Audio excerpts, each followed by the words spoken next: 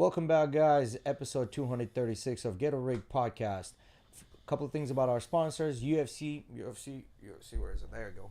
There we go. UFC Gym Largo in St. Petersburg. There is an official date for Pinellas Park, St. Petersburg/St. Petersburg. It is going to be July 12th, officially open. If you are a VIP member, you get 1 week prior access, which means the date will be, I think, Miggy, what's the date coming up? If you look up on a month, that Saturday before the 12th, I think it's like the 9th. No, it's not. It can't be the 9th. Like the 5th is 1 week 5th before. or 4th or something like that. Yeah, 4th will be for the VIP members, which means the 12th before? Oh, so we're talking next week. Next week. Yeah, no, is it next week? Next week is the 5th. Yeah, or so Saturday. the weekend of 4th of July will be opening for the VIP members.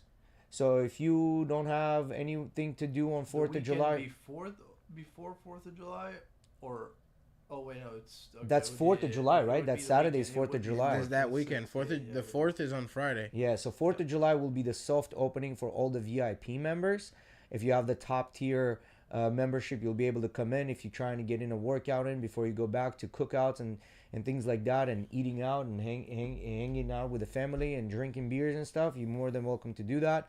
And then on the 12th will be the official grand opening for the gym, unless we get a hurricane or something that comes through that everybody has to evacuate and have the doors closed. I don't see why that wouldn't be happening. Equipment is coming in, boys. It looks already legit. So everything is coming along really well. So that's on the gyms, and then all I need is one thing, Jay. What is it? I just need some jiu-jitsu mats on the floor, and that's it. Yeah, they have the mats. We can actually go there. Some of the employees already started kind of training, getting used to the mats and stuff like that. So Vitality 1 and 2. Hey guys, if you're running into issues with downtown Vitality because it's always booked, you can always go to Pinellas Park 1, because it seems that downtown Vitality is getting super, super busy. So there's always the Pinellas Park 1, guys. They're honestly, with the highway, they're probably 10 minutes apart from each other, or 20 minutes apart maybe. We don't really have a highway in between those two. You take Gandhi and then just take that Park Boulevard all the way. You'll hit it, or you take 54th all the way, which is not that busy of a road. No, you basically have to go through 54th to downtown. Yeah, kind of thing. Yeah. So anyway, guys, figure it out. Anyway, shout out to our sponsors. But episode today is gonna be packed, guys. We got a bunch of things to talk about. Now I don't know if the Poppy Trump on an agenda or no. From last time we went from are we gonna go to war, and then now we are ceasefire. Yeah. Well, that didn't but last at long. the same time, That didn't last long at all. But there's so much that happened. Well, they technically played within their rules. They did. They did. Because the ceasefire, Iran had 12 hours before they had the ceasefire, and Israel had 24 hours before they had the ceasefire. And they were in the first hour, boom! Yeah. Bro, dropping everything. In Trump's words, some of the biggest bombs some of the biggest destruction we've ever seen, kind of thing, he said.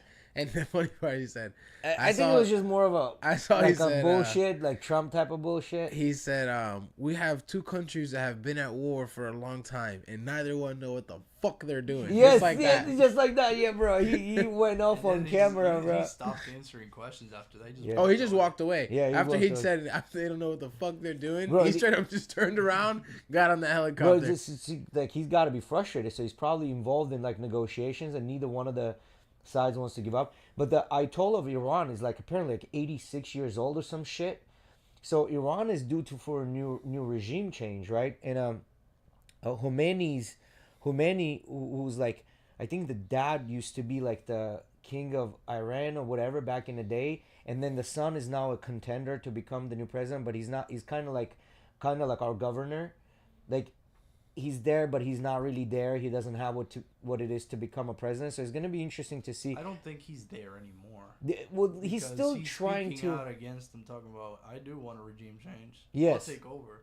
Yes, exactly. They want a regime change, and apparently there have been protests with American flags of Iranian people basically screaming for regime change, and then there are protests where they're burning American flag and screaming death to the infidels, right? Yeah. So, you got to give it up to to Trump here for being able to deal with riots in his country, taking care of Ukraine, and then also dealing with trying to get a ceasefire for these two countries. That's like, really impressive. Donnie's on the phone 24/7. That's just called. I think that's just called being the president, right? Like, bro. But to me, that was funny. Trump goes sucker punches a motherfucker, and then he goes ceasefire, motherfucker. You know, you know what I mean? You know what I'm talking about? Sucker punches him. Yeah, because they sucker punched him. You know what I mean? That's what it was. Like, they flew the B-2s. Nobody can detect them and drop these gigantic fucking bombs. And then they dropped 14 in retaliation just to signify 14-14. Yeah. I don't know. They really like numbers. 9/11. They really made that one popular. 14-14. Well, they said that they dropped the same amount as we did on them. Yeah, kind of 14. Thing. Yeah. So I heard Tate talk about and then this Trump actually. was like, that was weak. Yeah. And I heard Tate... Well, not a single one like landed, right? Like only I think one hit. That was it. They all got popped, and the rest got popped in the air. Yeah. They all got popped on one. So Tate talked about this. That was a message back from Trump right there. You know.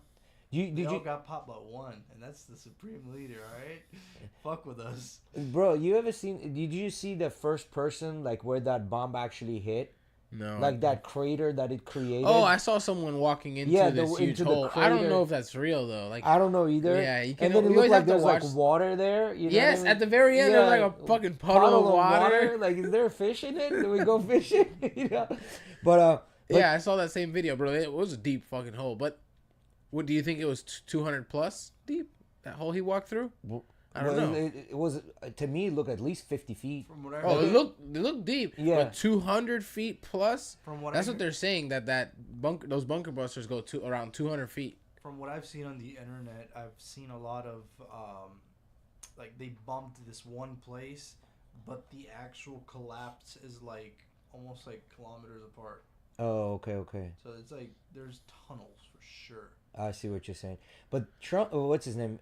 Tate was talking about this, and I kind of knew. So United States basically contacted Iran and said, "Hey, listen, move all your fucking, all your radioactive shit, because we're about to bomb you." They told him they're gonna bomb him. You know, they gave him time to bomb him. You think they told him? Because I mean, no. This is legit. They told them. Okay. But the thing is, the amount of time they gave them, right? And the amount of time it would actually, if they had like weapons, the amount of time would take for them to take these weapons and move them out of the way was not enough. So that means what Tate was saying, he goes, they must have had this conversation before, basically saying that, hey, I'm going to bomb you. You cannot make these weapons. I'm going to come in and say that you did. I'm going to bomb you. But then because you can't make them, we're going to give you a heads up now that we're going to do this. Move all your shit out. If you have anything, and then we look good because we bombed you. You look good because you kept all your fucking weapons, if you have any. You know, so he was saying that conspiracy theory side of things. I don't know if this is true or not, but bottom line is, man, they hit him hard. They hit him hard, and then they said, "All right, now you stop." That shit. But I keep seeing all those memes of people like scared faces looking up, and it's like when the Iranians realize it's not just pixels missing from the sky, yeah, because the B2 is so like square, yeah, right? That shit is so fucked up, bro. But the thing is, then they retaliated. I think in Kuwait, and they hit a American base, Qatar. Yes, Qatar, there we go. Qatar. They hit a Qatar base, yeah. I've also heard a lot of the Qatar pronunciation. That shit pisses me off. Yeah, it's Qatar. Why the yeah. fuck are you calling it Qatar? Qatar. Yeah. Oh. A lot of in newscasting, you can hear some of them say Qatar. Well, I don't know what the correct pronunciation is. Qatar. I think it's Qatar. Yeah, I'm pretty sure it's Qatar. Yeah, I think it's Qatar. The F1 races there every year. But you know what was funny? Like, he came out on an interview, and it was like, that lasted only like a minute or two, the press conference. Remember when he was like, Abu Hussein, whatever the name is, he died like a dog. You know what I'm talking about? He had like a 40-minute press conference. Trump has so many clips, it's not even funny. Do you think he's staying off the podium for longer periods of time on purpose? I think his team is a much better team now, and they're like, no, this is like, we need to like start managing this. You know what I mean? And I think he's actually listening to his team now versus not, because he's still saying outlandish shit, but it's not as much outlandish shit. How do you think that conversation goes when, you know, whoever's like part of his press team after he says some shit like they don't know what the fuck they're doing, you know, and he gets in that helicopter and that motherfucker's sitting there and goes, "Why you said that? No, they why probably, you did that?" yeah, they probably have been Mr. President. yeah. Mr. How do you think that President. It was goes? like a I'm Mr. wondering how that President. conversation goes. Do they Mr. like President. I don't even know if you would even say anything. At the that thing point. is with somebody like Donald Trump, for them to put you on his press team, they have to know that you have to be someone that like thick skin, bro. yeah, thick skin and is not talking to him like Mr. President. Yeah. And also is probably getting recycled out constantly. Like that person doesn't hold their job for No, long. no. Yeah. Yeah. Yeah, he's like supreme leader, you know. Yeah. You know? Fucking out the window. Yeah. So, but they have to put someone in place that's like not Mr. President kind of person. You Like, know? I want to know what the international community or like the liberals that are anti-Trump are saying about him, saying what the fuck they're doing. Like, how could a president? Nah, like, I can nah. already see them. Like, how could a president talk like that? You're the president. What do you mean, bro? Trump already had that phase 2 years ago, and then not 2 years ago, his first 2 years, right? For the first Not just a phase. Yeah, yeah. No. It's What I not mean- just the face. What I mean by that is the Oh, Trump needs that haircut, the emo haircut. It's not just the face. That's crazy. I just remembered the video. Yeah. So, I think that phase of the libs and the Democratic side judging him for what like his profanity and like the outlandish way he speaks, that ended a long time ago. Could be. Like they're just like, okay, we've already talked so much shit about him being like that, and nobody in America, like not enough people in America seem to care, and so they stopped. Like, I mean, what can you do? Like, he's already been doing it for what, 6 years now with running, like during the running for the candidacy and all that shit. I mean, at this point, what are you gonna say? Yeah, and then I can't believe he talks like that, motherfucker. What, have you not been here for the past fucking 10 years? But I know the international community is pretty much like dogging him. It's like nobody acts like that. No president acts like that. Meaning like what he's doing with like the immigration, taking the National Guard there. Something I've asked actually a lot of people around, like when I go out of the country, and most of the time it's really been like to the Caribbean and stuff like that. But or when I meet people from out of the country, like from Europe and stuff. Actually, I remember I asked a Greek guy that was working at Best Buy with us. They had, it was weird. He was like a Samsung representative, and they had like basically like a foreign exchange program. Oh shit! Really okay. like swap employees out, and he was from Greece. He came over here, and I remember asking him like, "Oh, how do you guys look at Trump and all that stuff?" Because that's when it was like prime Trump era, you know. And he's like, "We kind of just laugh at you guys." To be honest, like that's and I think that's been the case for years now. It's like we're the world's reality TV show when it comes to the politics side.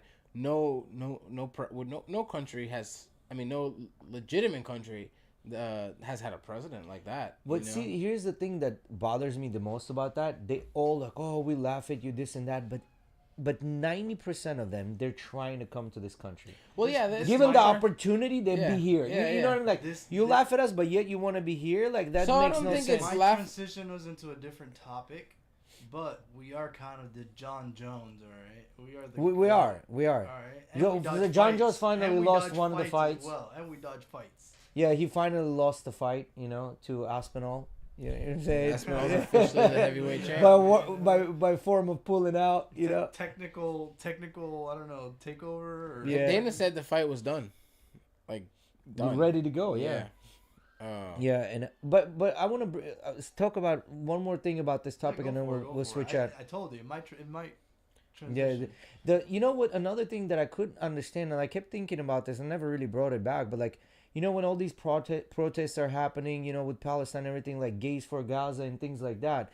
And the other day, I saw the reel. This guy walks up to this girl and is like, "Oh, so where are you?" She goes through the the alphabet of things that she is. I'm this, that, the third, and then she's like, "Oh, I'm here for Gaza." He goes, "Well, would you ever want to go to Gaza?" She's like, "Of course I would want to go to Gaza, help these people." I was like, "You understand the minute you go there, they'll like kill you, right?" She's like, "Well, what do you mean?" She's like, "Yeah, they don't accept anybody that's non-traditional gender, right?" She's like, "Oh, I never really thought about this, but then that's because of the religion, they have to like be all they're all, what's the word, I don't remember exact words that she used, like they have to be like more accepting and this and that. Muslim religion says that you have to be accepting this and that and third." She's like, "Yeah, but they will literally kill you. Like right now, that's what they're doing. They're really killing gays. They're killing trans people. Like they're literally throwing them off the buildings right now. This is what they're doing. She's like, but don't they have to respect my? Don't they respect my individuality? He's like, no. They're literally throwing people off the buildings. He's like, oh yeah, I never really thought about it. It's like that whole movement, like gays for Gaza and things like that. It's like, what the fuck are you talking about? Like, how are you that clueless? You know what I mean? That if you were saying this shit there, I don't care if you're protecting Gaza, they would probably you'd be the first ones to go off the fucking building. I think we've talked about this we before. Have? Yeah. Okay. Which we all kind of understand that point. Like it doesn't make any sense. It does not make any fucking sense to me. But anyway, that's what I would. I mean, in my head though, like we all agree there was atrocities on both sides going on there, right? So I'm not for any of the fucking war bullshit. Yeah, people, but there killed for no reason. There happens to be people that pick a side. Yeah, right. So, and those people that pick a side, I think, are within their rights to. You know what are the most hated people right now? The ones that refuse to pick a side. I don't think they're getting much attention paid to them. Like if you're in the middle and you're trying to have a conversation with someone, both sides get pissed off at you. Because they think that there's only one way. Yeah. Well, but that's usually the extremists most of the time. But damn, Jay, you fucked my train of thought. Sorry. I don't know what the fuck I was saying now. Like they pick a side.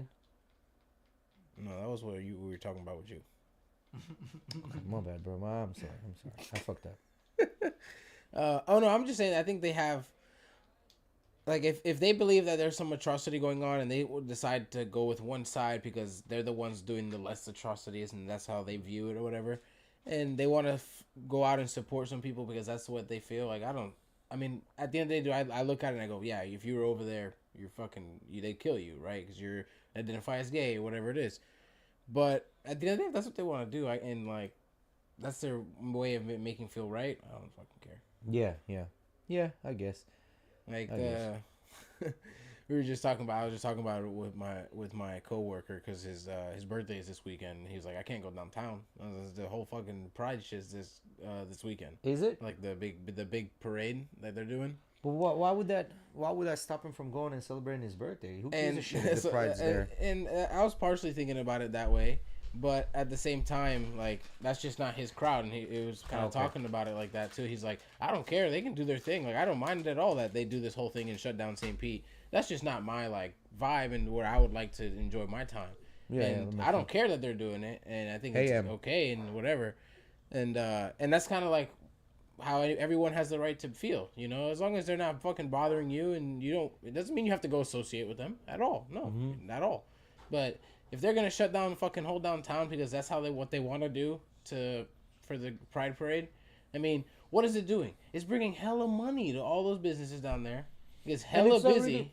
It's not really the entire downtown. It's just the Central Avenue. Yeah, really. It is just Central from Ave, like right? 30th all the way down. I'm saying if they want to, like in my head, I'm like, if they want to do it like that and there's not fucking costing people money and lives, why not? Yeah. It brings hella money. Yeah, for sure. It brings hella money. I mean, with how accepting St. Pete is, I mean, bro, like St. Pete is like, I mean, St. Pete, but St. Pete is blue. St. Pete is blue. Like, there's no way to go about this. Like, we are a blue county. Yeah. Even the old heads that you talk to here are very like not as. I mean, you run into them. You run into those Karens and stuff. You do. Majority is like very like nonchalant, laid back, beach time. You know, island time vibes. You know, they don't give a fuck. They just want their fucking rum and coke and like leave me the fuck alone. I want to get another melanoma on my forehead because of the sun. Like just leave me the fuck alone. You know. Yeah, I don't. It's weird. And then you go to other places and that doesn't reciprocate. It's weird. Like when you move around, even within the U.S., you know. Well, we have a whole section of I think it's Fifth Ave North. From 34th Street or from 49th Street towards downtown, there's like a whole section that's like considered the gay quarters for St. Pete. Like all those houses there have the gay flags and shit. Definitely downtown St. Pete. Bro, that's crazy. No, it's funny because I actually know somebody who's gay that lives in that kind of in that area. Like not what you're saying exactly, but pretty close. No, when I say gay quarters, not meaning like the gay bars where gay. Yeah, no, where they live. Like a lot of actually people live there. Like this communities that consider like that's where they like to buy their homes and stuff like that. It's considered very gay friendly. And I think the very first gay bar was opened actually probably You know what? The very first, I think it was open right across the street from your high school, or St. somewhere Pete around High, there. Yeah, there is a somewhere. bar there, right across the street from. And I that think school. that was like a Never- very first gay bar back in the day. I never skipped school enough to the point where I knew my surroundings around that school. Well, I know the thing there's was a little is there's a grocery store like right next door. I did skip There's school There's a coffee place right in front. quite a lot, but that thing you're talking about is directly on the front side of the school, and you were never walking that way. Like, No. So, like, if you were leaving through your car, you got in your car and you came out of the parking lot. When you would come out of the parking lot, you would always, most people would turn, like, I would turn right, start heading towards 34th Because Street. you can't really turn And left. that is, when you come out of the parking lot, you're coming out of the front of the school, but that's like far left in front of the school on this side, like on the actual front of the school. And I never really saw that. I never walked that way. I mean, I think the only time I ever walked that way and took a look at that building and was like, oh, that's a bar, was during fire alarms. Like if my class was in that sector where you were supposed to when walk you have out all of that the, extra time to kill, and that's when you're kind of like looking around. yeah, you're literally walking out because it was never, most of the time wasn't real fire alarms, it was the drills, right? So everyone could do like knew where to walk and all that shit. That was the only time I think I was really on that side of the building, like outside. I don't know if it was a gay bar or not. It might be close by. I think that's when the first one was. And that I is could on be wrong. 5th. That is 5th there. But anyway, Miggy, what do you have for us? A little bit about John Jones. Oh, I mean, that was not really a surprise to me. I It mean, was to me. I thought he would take that one. no, For the I money. mean, the money's right. like you said, the fight was made and all that stuff, but I saw it coming. I mean, he I don't think he wanted to fight. I think he was done. I mean, he said that multiple times, like when people would talk shit about him getting the belt taken from him, you know, because he's not fighting the interim champ, he kept saying like, oh, y'all can't take the belt from me, I'll just retire, you know, and you guys can't take it from me, this and that. And he was saying a lot of stuff like, I don't need to fight Tom Aspinall, like, who has he fought, this and that. And it's funny because I've seen multiple videos of Tom saying this, but like yesterday I saw him on a podcast and he was basically saying like, if I was John, I would agree with him. Who have I fought like in comparison to him? My resume is nowhere near his, and who's. But to he's fight? the contender. But then there you go. He goes, but that's like looking at it in the full spectrum of things. Like if both of our careers were done, kind of thing. If you look at it, what's going on right now? We're both in the heavyweight division. He's the champion. I'm the interim champion who's defended my belt now. The game's still the same. We need to see who's the best heavyweight in the world, and we're not getting that now. He's gonna be the champ again. He's gonna get the belt, and he's gonna keep it for a bit. You know what I mean? Because I don't see anyone really in that. Oh, they just gave him the belt now. Well, that's what I'm saying. He's gonna just keep the belt, and then there's no one really at his level. Like there's no one in the. I don't know division who at they're his gonna level. put him against. I mean, I really don't. Because there's not a single heavyweight out there that you can say, okay, this is the guy. Like that was the Russian guy that had some promise, but then he like Pavlovich? he mauled through him. You know what I mean? Yeah, he just knocked him out in the first round. I mean, Pavlovich hit him once, and Tom like kind of like whoa, Yeah. and then Gagne, he hit him. Gagne maybe, but even Gagne, I don't know. Cyril Gane. I don't know. But Cyril Gane's already had two title shots back to back now. Yeah. And lost them. Yeah, Like they're not gonna give him another title. They need to have someone that's coming off of wins. Yeah. And guess who that is? Like the number 7 guy. Well, but He's the only also one. Cyril Gane went against fucking what's his name?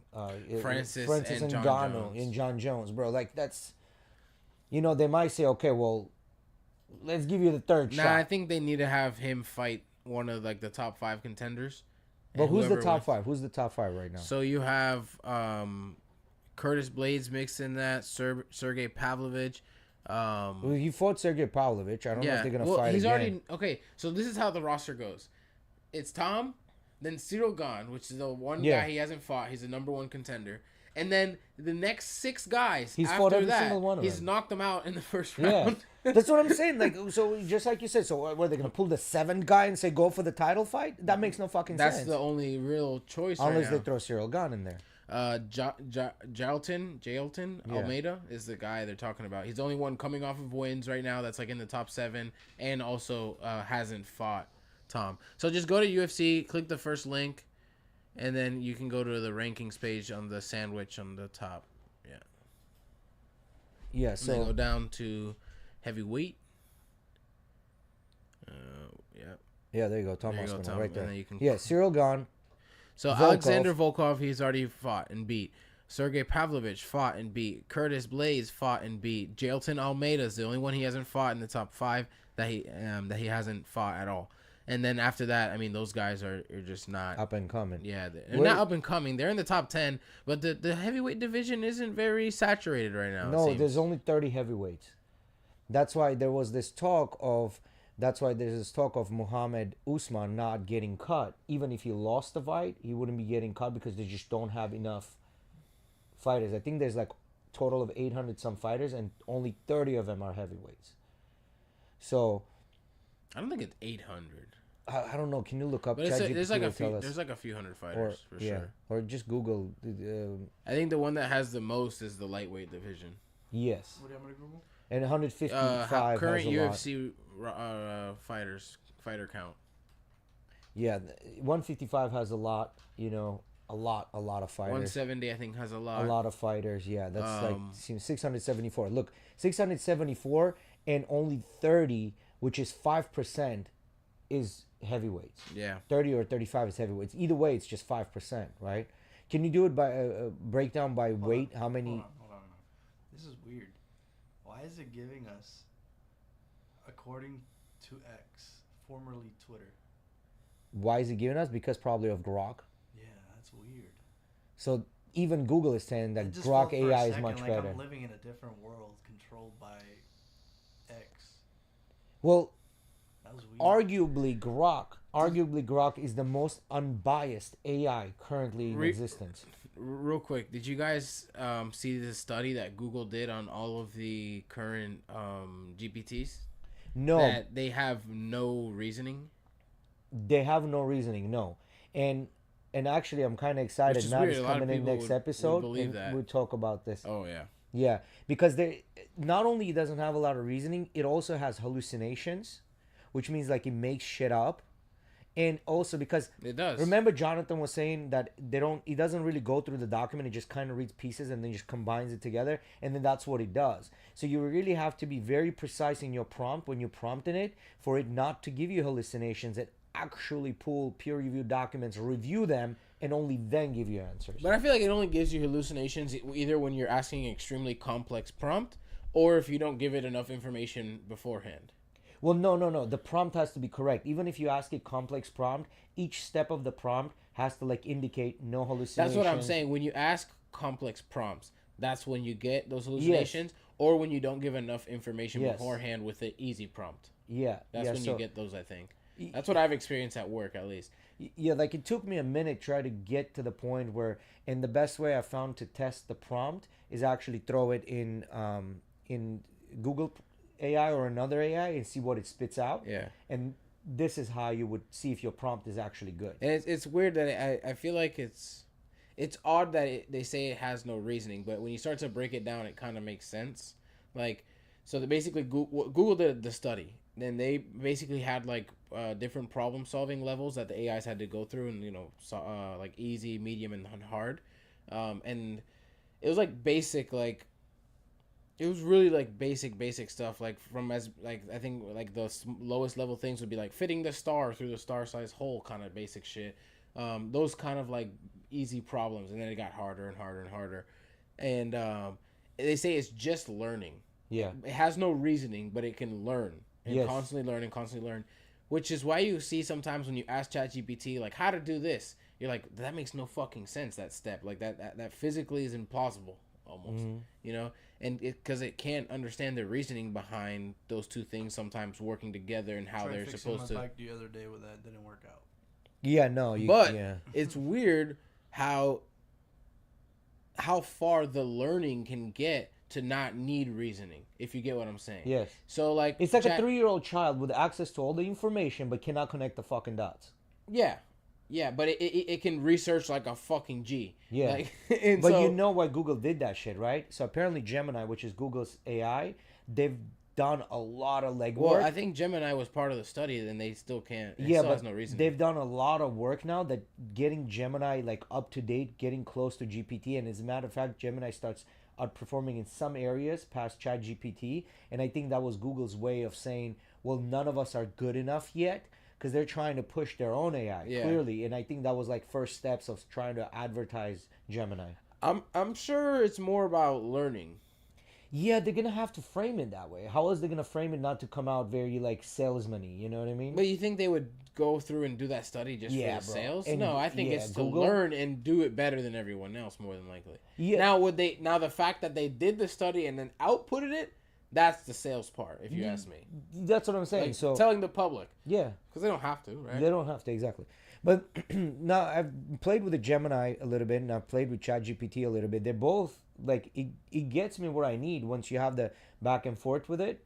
It does get you what you need. I've only asked like If you questions. take that all out of context and you remove the AI Gemini, I've been playing with it, and you know, just sounded weirder. Anyways. Oh, Miggy, of course a you'd go strike. there. That's Yeah. a strike. Yeah, you could have just said that's a strike. So yeah, I could have, but I wanted to explain. You would have been like, "What are you talking about?" So I've only asked questions like something as basic as this, and then that's it. That's the end of the conversation with the Google one I've had so far. I've never done like a back and forth. But here's my question. Even a basic question like this, right? Like, if it does hallucinate, if it does give you like bullshit answers, like how sure are you this is the correct, most up-to-date data? You're not. So now it instills that little bit of like, how correct is this? It's weird though, because like I've seen people. There's not a million, but there's a bunch of videos that I've been getting because of like the content creation stuff of people using ChatGPT to create LUTs.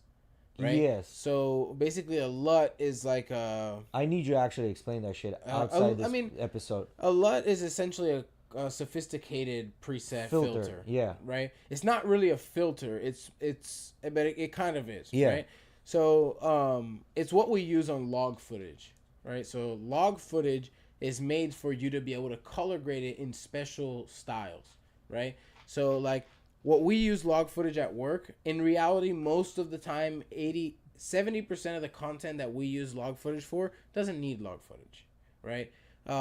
Log footage is, I want to take a room that's bland and I want to make it orange, but orange correctly, not just fucking grabbing the temperature thing and going orange. Right, so being able to have a lot of flexibility with color and being able to mess with everything, right? Yeah. And this is why you see movies being shot in a log profile, because like a director wants their movie to have a certain feel to it, yeah. right?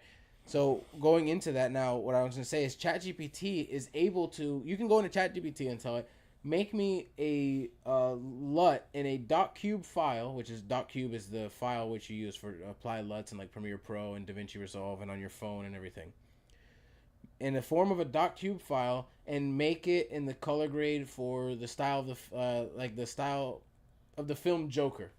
Joker has a very famous like nice blue teal color grade, like almost cinematic style, but very dark and a little different too. It's not as yellow, and then it'll fucking spit it out, bro. And I've seen people do it, and it's like, damn, okay, that actually, like, if they're just straight up grabbing the LUT and slapping it on the footage, like that shit looks fire. Like some of it is definitely like a little bit off, right? It's not perfect, but it's giving you that look, right? Maybe you need some fine tuning, but you got it. You've got it there. And dude, that's fucking complicated.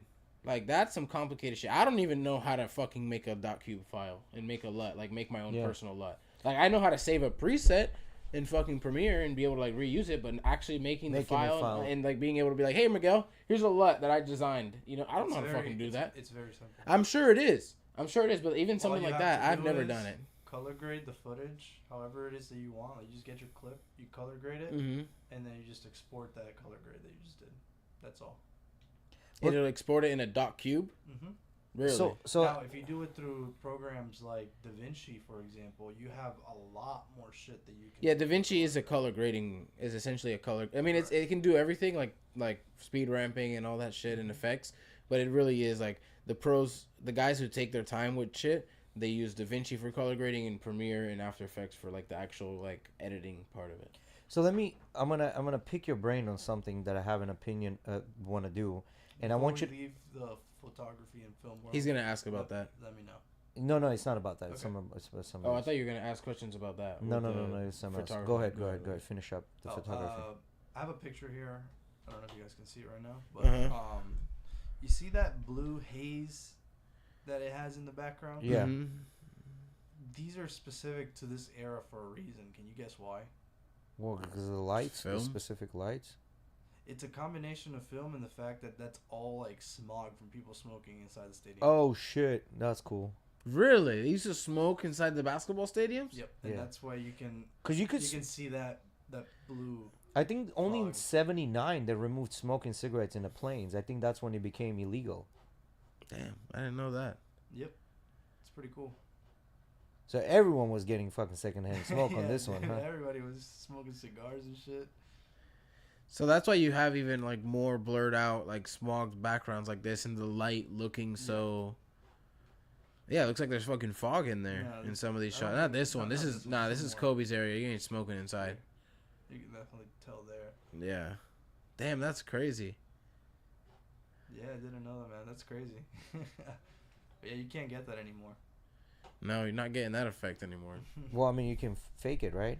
Can No. you fake it? You can't even fake it. I mean, you can try and edit. You it, could. I mean, to you can get the fake actual everything effects, nowadays. You can, of course. You can fake everything nowadays. But will it look just exactly like you would do it naturally? No. No. And again, like he said, it is a little bit of due to the fact that it was film. Yeah. That's a whole nother, Yeah. that's another part of it. I mean, it's on film, so So let me pick your brain about something, right? So I started doing the fragrance content on Mhm. TikTok, whatever. And what I've noticed is a lot of these content creators, they'll go in and then they'll describe the fragrance, right? Oh, it smells like this, it's amazing, this and that, the third.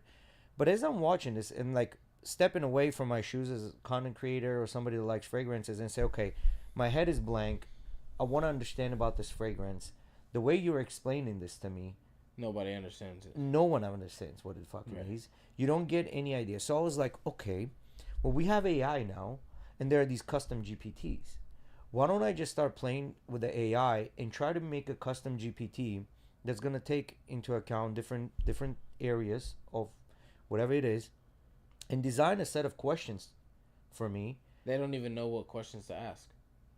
That's what I'm saying. So I would use the GPT to suggest what are some of the questions on specific criteria that I have, but to have the questions in a sense that are not suggestive. For example, what I mean by that, instead of saying, do you like fresh laundry smell, this smell, that smell, the third smell, but more like, when do you feel the happiest, right?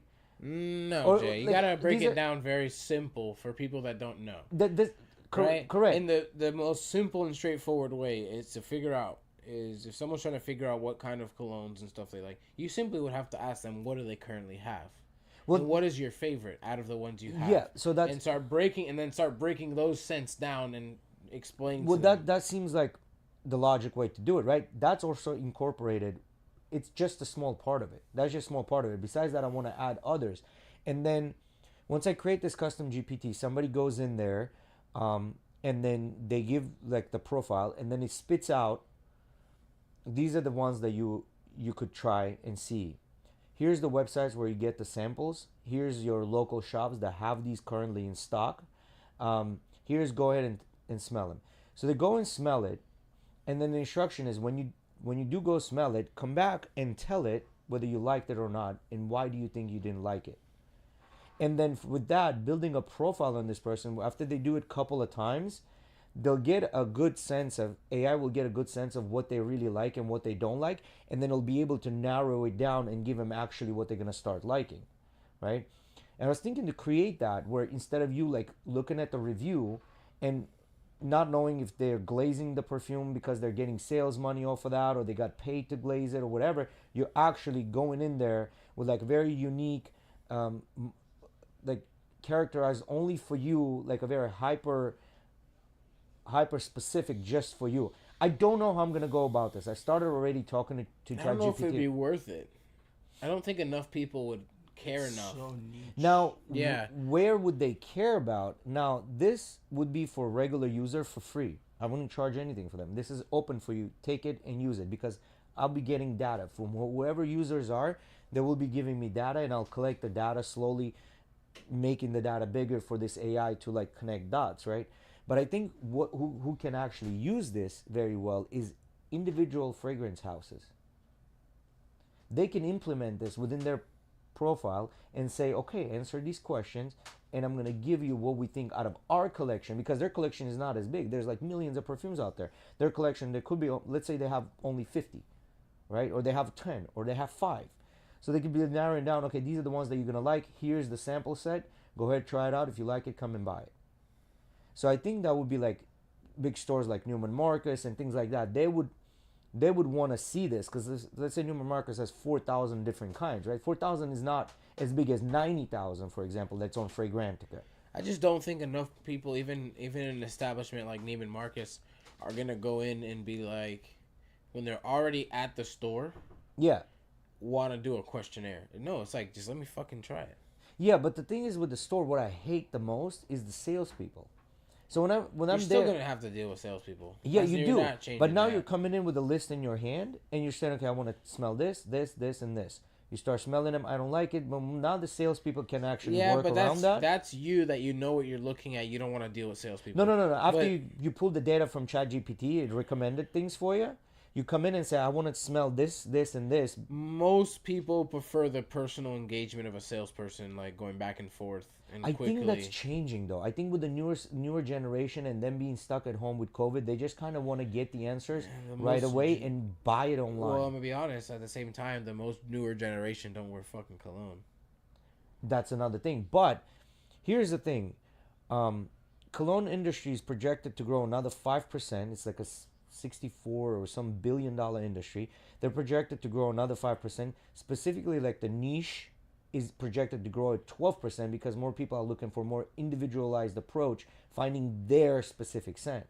Yeah, that's one thing I'll say about perfumes that I've always kind of like struggled to not find, but like in a sense find like a real enjoyment out of it, and I think it's because everyone wears the same shit. Same shit, exactly. And now you're giving them this individualized approach where it's saying, okay, these are the ones that are individual to you that are gonna work maybe for you. Go ahead and smell them. And the more they interact with the AI, the more it's gonna be able to narrow it down, exactly pick out what they need, as opposed to you coming in, testing 35 different perfumes, going to the salesperson, testing 35 different perfumes. Because after you test this 5th one, your nose is shut. It's fucked. That's scientifically, your nose is shut. You cannot smell anything else. As a matter of fact, if you smell the 6th one, you might end up liking it, buying it, and the next day, like, what the fuck did I just do? But when you're going in with like a sample set, and then you're like, okay, I didn't like this, because of that. Then AI is like, okay, boom, boom, computes, spits out a new set for you to try the next day or the next day after that. And then you finally be able to narrow it down to exactly what you like. It almost becomes like a... The reason... there's already things around that are solving that issue. There are, but I don't think they're good. Or Scentbird, for example. Yeah. They give you a sample. You don't like it, you don't use it. And then you get a new sample next month. Yeah. You can keep trying them like that. Yeah, and there are. But the Scentbird also sends you like, they say it's individualized, but it's really not. I don't think they're using the idea that I have in my head. I don't think they're going that deep into the research. It's not individualized because they're not going into T-Rex or whatever the fuck cologne it was Yes. that you pulled up that smells weird. They're going for the high end or branded or popular scents. They're sending you mass appealing shit, which puts you right back in the category everyone smells like that. You know what I mean? We're here, we want to do hyper individualized. So for somebody, it could be the T-Rex. So I want the AI to narrow it down and say, hey, listen, bro, like from what it looks like, T-Rex and all these oddball fragrances are the ones for you, and these are the places you can test them. But again, it goes back to it's just such a small portion of those people that want to do that. They don't really even want to think about their scent. They just want to smell like the other people. They just want to smell good. They just want to smell like, everyone just wants to smell good. You're correct. That's the bottom line. And that is true. Like you said, you want to smell like other people because a lot of people find their favorite colognes because someone else is wearing it around them. Yes, because they like the smell. And so, like, for example, like Jean-Paul Gaultier's, the Le Male, the one that you like and you have, right? That shit's been a bit glazed over for the past year and a half, over and over again. It's also been around for fucking 50 years. With Jean-Paul Gaultier, yes, he has been around. And it's actually a funny thing about the original Jean-Paul Gaultier, the blue bottle that they made. This actually is what's called a feminine perfume. They just put it in a male bottle and sold it to men. And men bought it and they fucking liked it, which tells you right there that perfume does not have gender. Yeah. It doesn't have fucking gender. You know what I mean? But we have these preconceived notions which you cannot break through. And a lot of times, why perfume companies, that's another myth. Like there's no such thing, male and female are already disproved by there isn't one. But the reason they do that, because if they did unisex, people want you to pick a side. Like I don't want to smell too much like a girl. I don't want to smell too much like a guy. So I'm not going to go with unisex. I'm going to go what's considered for women and what's considered for men. Like you're not going to break through that stereotype. Stereotype is there. It's funny though. I haven't like the ones that are categorized as female perfumes. I haven't smelled many that I'm like, damn, that smells good. Like there's very like, it's almost so like Sweet. no, not sweet. No, what I'm trying to say is it's almost so rare for me to like when I say hi, because you know with the Latino community we're always like giving kiss on the cheek to say hi. It's almost rare for me to like smell a girl's perfume and be like, damn, that smells really good. Like it's so rare to the point where anytime it does happen, I like make a point to almost say it. Yeah. Right. It's like because a lot of them I feel like are just always a lot of like too sweet. Right. That's one thing. Yeah. Well, you don't like sweet smells. For example, I like jasmine. I do like or sweet white smells. florals. I like white florals. And a lot of the women's perfumes that go the white floral route, there's one that's made by Marco Antonio Barros. It's called Tilia, and that just won like bunch of awards and shit. And it's like a straight white floral smell. Like if you smell it, you'll be like, oh, this might be gross, but I like the smell. Where does the sweetness from in the Gucci Guilty come from? What is that? 'Cause it's very sweet. That's amber. Amber is like the orange resin, and that orange resin is up to the perfumer because it doesn't have a smell. It's up to the perfumer to decide what that would smell if it were not this resin. If they could like mash it up, what it would smell like. So they're just kind of like the orange tree flowers. They have no smell. It's up to the perfumer to decide what that thing actually smells like. What do you mean like that? So the orange tree, the flower from what orange becomes an orange, that has no smell. Absolutely zero smell. So when why they say do they put it in? because there's a preconceived notion that this flower should smell like this, and the creator of the perfume designs the perfume and meshes the smells together to give you that smell, whatever they think that flower would smell like.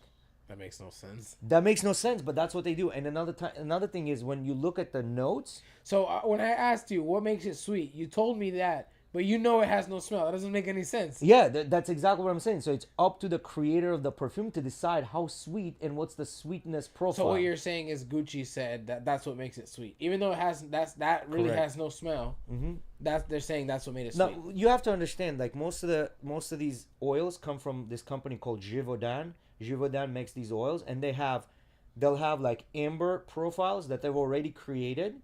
Like there's like 100 of those ambers. Right? And when the perfumer goes there, I want this specific amber smell, and they pick it up, they smell it, no, this is not it, and then okay, this is the one. I want to order now like a gallon of this shit. Yeah. See what I mean? Okay. Because like jasmine, for example, I have two types of jasmine in my house. There's one in front of the house and the one on the side of the house. And they're both jasmine, but they do not smell anything like it. One smells like from far away very nice. The minute you come close to it, it's like fucking body odor. The other one doesn't smell anything, but the minute you come close to it, it smells really, really good. So, anyway, so I was thinking maybe I can create that and then see where it goes, especially if it's going to be free. All it requires, I'm just going to dedicate maybe 30 minutes to an hour every day. I don't know. I feel like I've just met so many few guys that are really that into like perfume. They're not. Let's be honest. Why the fuck guys wear perfume? There's a very small portion of guys that wears the perfume because they want the good smell, because they want to present themselves well around people. But majority of the guys put that shit on to smell good for the girls. Like majority of the guys do it that way to attract the girls, right? Like that's the bottom line. So if that's the case, then why don't you I do it for myself. That way, if somebody either farts in the room or the room smells like shit, and then you can smell your sleeve. Yeah, I can just smell myself. Yeah, but what I'm trying to say, like, if that's the case, you want a girl to like your smell. Why would you wear just in case like bombs get dropped? Yeah, why would you wear a guy's perfume that's like very woody, this and that, the third? Why don't you wear the perfume that girls actually like, which might be a little more floral and sweet, for them to actually like your fucking perfume? That makes no sense to me. You know, like the reverse psychology. And I've actually tested this, bro. Anytime I'll wear a perfume that's feminine leaning, all the girls in a family, including your mom, my mom, all the cousins, and oh my god, you smell so good. What's the name of it? I'm gonna buy it for Randy or this one or this person or that person. But this is a feminine leaning perfume. You know what I mean? Like it's not supposed to be for a guy. They buy that shit and they pull it out. Here, honey, I got this for you. They pull it out the box and it's like a heel. Pink. It's like a heel. Yeah. You know what I mean? Like, that's what I'm trying to say, because there is no. I get what you're saying. So that's what I'm saying. Like, have them go ahead and smell it, and because at the end of the day, someone that like spritzes it on and it smells really good. I'm telling you, dudes, maybe not girls, but dudes will do that shit, because dudes will go to extreme lengths to have women attracted to them. So dudes will go to the extreme lengths to buy the fucking heel so they smell good.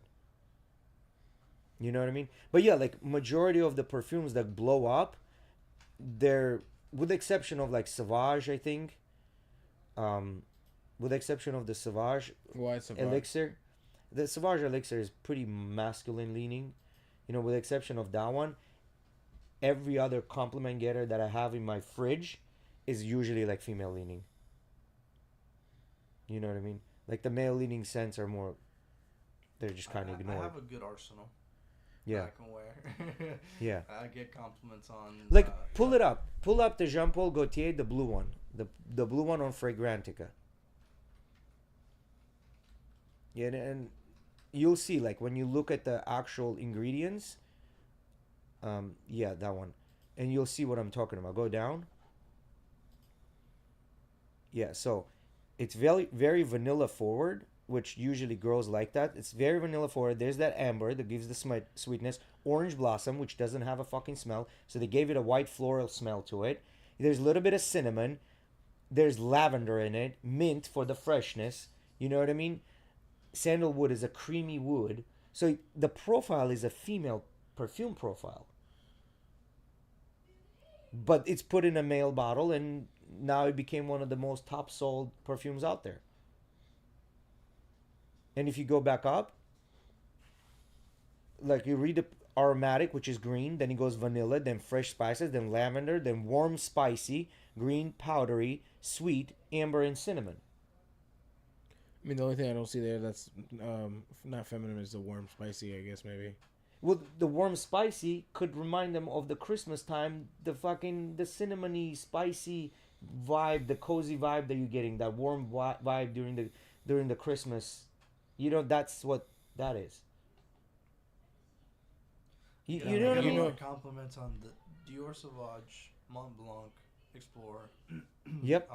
Armaf, the one. Yeah. Black one, the Club de Noir. Which one out? The Gucci Guilty, of course. That one's so popular. Yeah, pull up Gucci Guilty. And you'll see that the profile is like a feminine leaning profile. No, and that's what I was gonna say. You're like, you don't like sweet scents. I like Gucci Guilty a lot. No, when I say sweet, I mean like desserty sweet, like cookies and fucking praline and caramel and shit like that. Pull up on Fragrantica. That's the bottle I have. Yeah, click on that and just put Gucci Guilty, and then pick the Gucci Guilty you're looking for. Yeah, that, and then doing a search, just put Gucci Guilty and then pull up. Yeah, so here, do you see which one is it? It's not the super light colored bottle. It's like in the middle. It's not the full dark one. No. It might be that gray one on the top that you're looking at. The Homme Parfum. No. It might be that bottle.